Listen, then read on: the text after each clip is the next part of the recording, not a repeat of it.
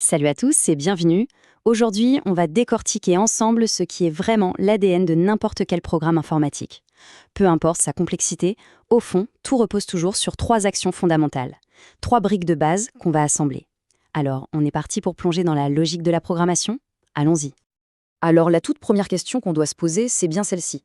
Imaginez qu'on veuille apprendre à un ordinateur comment interagir avec nous. Franchement, par où est-ce qu'on commencerait? Eh bien, c'est un peu comme pour un être humain. Tout commence par la capacité à s'exprimer, à envoyer une information vers l'extérieur. La première brique, c'est donc ça, la capacité de parler. Dans le jargon de la programmation, on appelle ça l'opération de sortie. C'est tout simplement le moyen qu'a le programme de nous montrer des résultats, des messages, bref, de nous dire ce qui se passe. Voilà la définition un peu plus formelle. C'est une idée toute simple, mais elle est incroyablement puissante. L'opération de sortie, c'est vraiment l'instruction qui va transformer des données un peu abstraites, invisibles, qui vivent dans le programme, en quelque chose qu'on peut lire et comprendre sur notre écran. On peut dire que c'est un peu la voix du programme. Et ce qui est vraiment génial ici, c'est de voir comment l'idée se transforme directement en code. Quand on réfléchit à la logique, en algorithmique, on utilise le mot simple écrire. Et hop, quand on passe à Python, un vrai langage de programmation, ça devient la commande print. Que ce soit pour afficher du texte, la valeur d'une variable ou un mix des deux, le principe, lui, il ne bouge pas. Bon, notre programme sait parler. C'est un super début. Mais une conversation, ça marche dans les deux sens, pas vrai? Il faut donc maintenant lui apprendre à écouter. Et ça, c'est notre deuxième brique fondamentale, l'opération d'entrée. Et voilà comment on l'a définie. C'est vraiment l'action miroir de la sortie. Le programme se met en pause, il attend bien sagement que l'utilisateur tape quelque chose sur son clavier, et ensuite il récupère cette information pour pouvoir s'en servir plus tard. Et là encore, on voit bien la passerelle entre l'idée et le code. L'algorithme dit simplement lire n, ce qui veut dire, en gros, lis ce que la personne tape et stocke-le dans n. En Python, ça se traduit par n égale int d'input. La fonction input fait le boulot d'écoute et le petit int devant s'assure que ce qui est récupéré est bien considéré comme un nombre entier. Ok, donc notre programme sait parler, il sait écouter, c'est génial. Mais qu'est-ce qu'il fait de ce qu'il a entendu? Il lui faut une mémoire. Et c'est là qu'intervient notre troisième et dernière brique de base, l'affectation. Autrement dit, la capacité de stocker une information.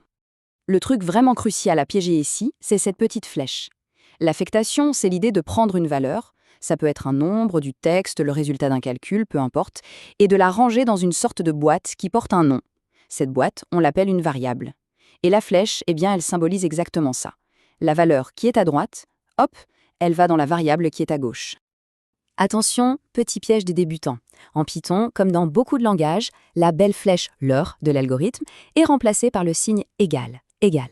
Mais attention, ce signe ne veut pas dire est égal à, comme en maths. Non. Il faut le lire comme reçoit la valeur de. C'est une différence super importante.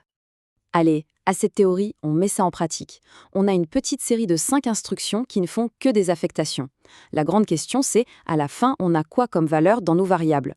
Pour le savoir, il n'y a pas de secret. Il faut suivre pas à pas ce qui se passe dans la mémoire de l'ordinateur. On y va ensemble, ligne par ligne. Ligne 1, x reçoit 10. Facile. Ligne 2, y reçoit 8. À ce stade, on a 10 dans x et 8 dans y. Ligne 3, z reçoit la valeur de x. Attention, là c'est important. Z ne reçoit pas la lettre x, il reçoit ce qu'il y a dedans. Donc z vaut 10. Et ligne 4, x reçoit la valeur de y. Donc x passe à 8. Et pour finir, ligne 5, y reçoit la valeur de z, ce qui fait que y passe à 10. Et voilà le tour de magie. On a démarré avec x qui valait 10 et y qui valait 8, et on termine avec x qui vaut 8 et y qui vaut 10. On a tout simplement échangé ou permuté leurs valeurs. Et la variable z, elle a joué un rôle super important, un peu comme un verre de transition pour ne pas écraser une des valeurs pendant l'échange. C'est une technique vraiment classique. Ok, parfait. Maintenant qu'on a bien en main chaque brique toute seule, il est temps de les assembler pour résoudre un problème un peu plus concret. C'est vraiment en les combinant toutes les trois que la vraie magie opère. Allez, petit défi. Un cas d'école super courant. On a un prix de départ et une remise. L'objectif, c'est de bâtir un algorithme qui nous calcule le prix final.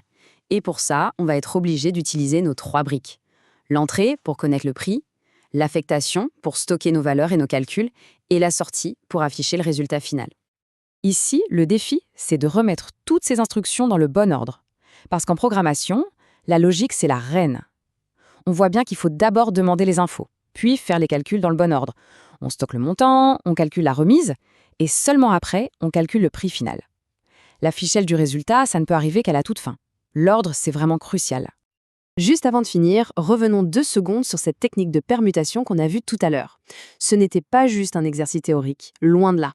C'est l'un des premiers algorithmes de base qu'on apprend parce qu'il illustre parfaitement comment on doit gérer la mémoire et l'importance de l'ordre des opérations. Ce sont exactement les mêmes principes qu'on vient d'appliquer pour notre calcul de remise.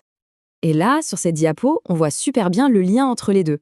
À gauche, on a la logique pure, l'algorithme, et à droite, on a le code Python qui fait exactement la même chose. On voit bien l'initialisation des variables, l'utilisation de cette fameuse variable temporaire temp et les opérations de sortie, écrire et print, qui nous permettent de vérifier que la permutation a bien marché. Bon, on arrive au bout de notre petite analyse. On est parti d'une question toute simple sur la communication et ça nous a permis de découvrir les 3 piliers sur lesquels repose toute la programmation. Donc, s'il y a une chose à retenir, ce sont ces 3, on va dire, super pouvoirs. La sortie, pour parler, l'entrée, pour écouter, et l'affectation, pour mémoriser. Juste avec ces 3 outils, on peut déjà commencer à construire des logiques, à résoudre des problèmes et finalement à donner vie à des idées. Et tout ça nous amène donc à la question finale. Maintenant que l'on a ces 3 concepts en main, parler, écouter et mémoriser, les possibilités sont quasi infinies. Chaque grand logiciel, chaque application, chaque jeu vidéo a commencé exactement comme ça, avec ses briques de base. La vraie question, c'est qu'est-ce qu'on va bien pouvoir construire avec ça ?